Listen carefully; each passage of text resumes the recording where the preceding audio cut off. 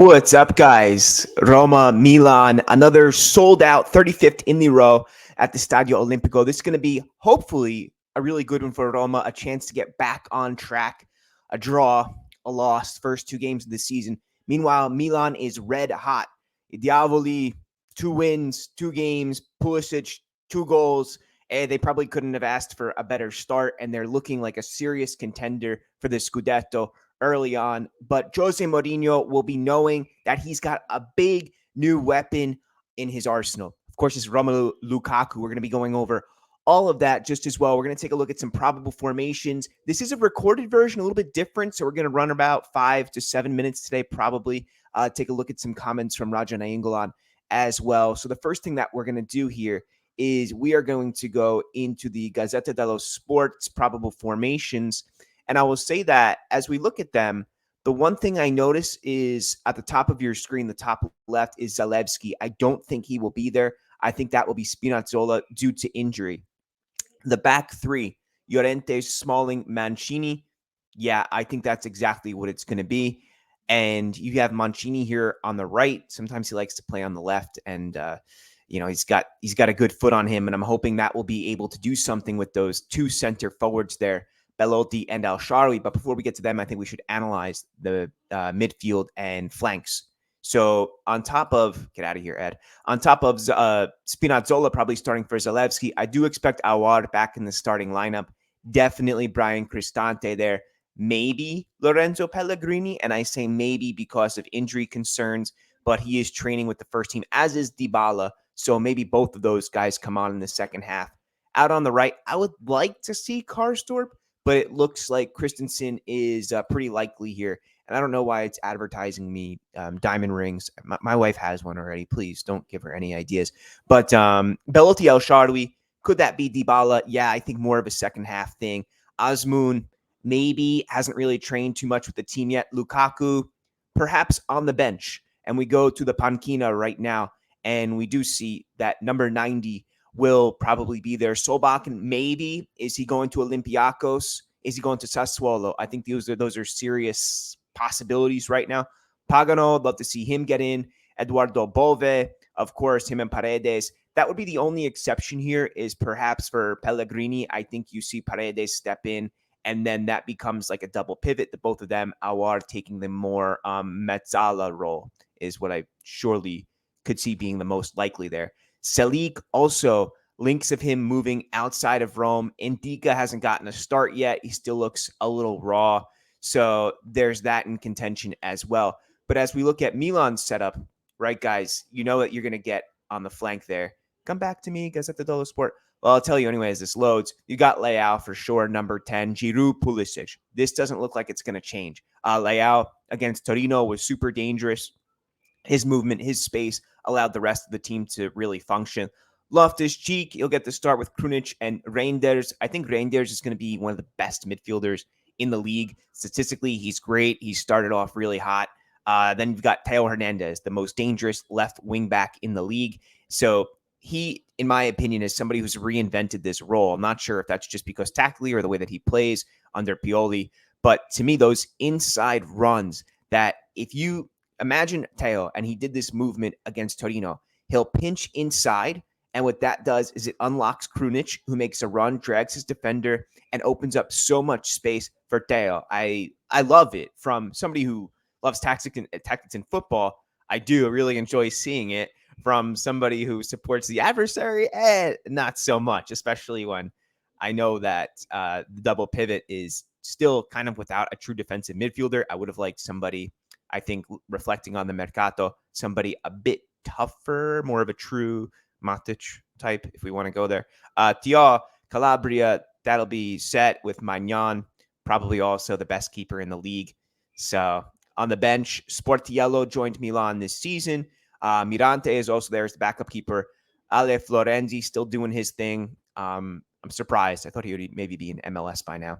Kululu, Kayer, Pellegrino, Musa, who I really rate. This guy is making, young player, I think about 20 years old, American. He's making these, inside runs, but deep penetrating dribbles. He's super fast. He's technical. Musa is surely a player to watch. as is Pobega, but I really think Musa is much better. Similar skill set there, but Musa is just, I think, above and beyond. Chukwueze, Okafor, who Roma fans should know from European, what was that, the Conference League when Roma played when they played Salzburg. So Okafor was there, and he's a good kind of like number 9 winger ish. I would say he plays a little bit more central than Leao would. The only unavailable player for Milan is Benacer as he recovers from a 4-month injury. For Roma, of course, Abraham, Kumbula, and Sanchez is out for another 2 weeks, fortunately. And it says here Dybala, but it's also Pellegrini who's probably not going to start. So managers, Mourinho makes a return. If this is correct, I'm pretty sure that disqualification is over, and Pioli is there. So based off these lineups, I would say Milan is a bit more ironed out. They've got a bit more. They know what they're getting into. They know what they've got. It's a bit more streamlined. I think that's the word that I'm looking for there. But we should talk about the man of the hour right now, which is Lukaku. And if you've seen Roma's social media, they've done some great stuff with the competition drones going through the Imperial Forum. Here you've got Lukaku with the Colosseum in the backdrop. I don't got to spell that one out for you, which I thought was just amazing. I really like that they did that. I thought it was pretty outside the box. Even Totti spoke about Lukaku a little bit, said he's strong, but he's not enough to win. And I want to ask you that as well. Is Lukaku enough to get Roma back into the Champions League, let alone the Scudetto? I don't like people talking about the Scudetto right now. But I say no. And I say no because a team can only be as strong as their weakest link. And I do think that there are gaps in the team. For one, yes, defensive midfielder. 2, a starting keeper who's like a Magnan. No disrespect to Rui Patricio, but he is a number 2 at this point. He's older. I could see him as a number 1 for like somebody in the bottom half of the table. I mean, I don't think that's being mean. I don't think that's being rude. I think that's just a reality. So, by the way, guys, even though this is recorded, remember to post comments. Let me know how you're feeling about this game and everything like that, because I've got a little bit of anxiety. I think you can even hear it in my voice. And, at the Stadio Olimpico, 62,000 fans, another sellout. It's that it's going to be a cauldron in there. I just don't want to know what it's going to be like if Roma do not put in a good performance. Is it going to get nasty? Is there going to be a turn of the tide because now that there is this feeling, oh, you've got Lukaku, you've got Azmoun, like the team is ready. They should be able to compete. And if they don't show up or there's a personal mistake, I don't really want to know what's going to happen. I don't want to see that. But we're hoping for the best. Hopefully it will be madness in the purest sense and a lot of happiness. Also, Bonucci was linked to the club. He joins Union Berlin. He'll be playing Champions League football. And on top of that, I think we should look at some comments from Raja Nainggolan, who spoke about Lukaku in an interview, which I have on my Twitter, at Wayne and Rome, of course. So he was speaking to Rete Sport, popular Roman radio. You can probably hear my daughter in the background, and she's screaming. And he's asked, are you still a Serie A player? And he says, yeah, I totally am. He's also asked, would you go back to Rome? He said, absolutely. I'd go back in a heartbeat. He's without a contract. He's on a free. Frosinone was trying to get him. Didn't work out. But he speaks a little bit about Liverpool. I'll let you get into this if you want to go and check it out on my Twitter. So it's like 2 or 3 posts down at this point. I liked this quote a lot. He's asked, why is Nainggolan still so loved? He says, I gave a lot and received just as much. My mentality for the city of Rome was perfect. The more they gave me and the more I gave back, everything on the pitch. That's how we remember him, right? I miss him so much because of what he did give, and I think that you probably feel the same way. He's asked about the relationship between Lukaku and Dzeko, how they compare, and he says, Lukaku's got that power on him. He can stretch out the line a little bit more. And he's also asked, would you have ever imagined Lukaku in Rome? He's like, I never really thought about it. But if he feels loved, then he's someone who can give so much. And I think that's an important takeaway, is the love factor. And that leads us kind of into the Athletic today, which had a post, James Horncastle, popular writer, and he made a great report about Roma's financial situation, players they've gotten in, and the challenges that Pinto has had to face, how he was unwilling to bend for Zaniolo, and in the same way, Chelsea was not willing to look to bend so much either, because you look at a loan fee of 6 million euros, salary 7.5, makes him the highest paid player, even more than Dybala. So this is a significant deal for the club. That loan is expensive. This is a lot on the balance sheet, but Roma can get away with it because of the players that exited. He has this last quote, though, last two paragraphs. I'm going to read to you, and we're going to end on this. And I want you to write in, comment, consider, and tell me how you feel about it. He says, if we overlook Zalewski, Abraham, Ndika, Awar, and Eduardo Bove, the team is collectively old and temporary, with little resale value baked in. 100% agree.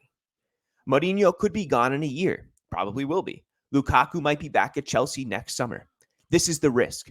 But Roma hope the reward, or at the very least, is a place in the 2023-24 top four. The question I pose, James says, is this. In a league this volatile, with its 4 different champions in 4 years, shouldn't a team like Roma be challenging in this year 3, of Mourinho's time in the Eternal City? Shouldn't Lukaku be the final piece? There's a philosophical thing to that, right? Because year 3, you expect improvement, you expect tactical cohesion, a togetherness of the group. That there is. Is there still player personnel that puts this team outside of top 4? I think so. I don't think this team is deep enough. I don't think the wingback quality is there. I don't think the defensive midfielder, the keeper, the left wing situation, I don't think it's enough. Or the outside, just sheer speed. Let's just talk about one skill set, speed. I don't think the team is fast enough to be in the top 4. Hopefully, I'm wrong. Hopefully, Belotti and Lukaku score 20 goals each and Dybala has 25 assists. That would be amazing, right? I just don't think that it's fair to say that this team should be in the top 4 and that they should be going for the Scudetto. When you look at the players that are there, when you look at the financial parameters that have been set on the club and what they actually have to work with. Let me know what you think about that, guys. Let's go. Daje Roma. Let's hope that they come away with a big win at the Stadio Olimpico, sold out. I'll see you guys after the match for the live stream. Ciao.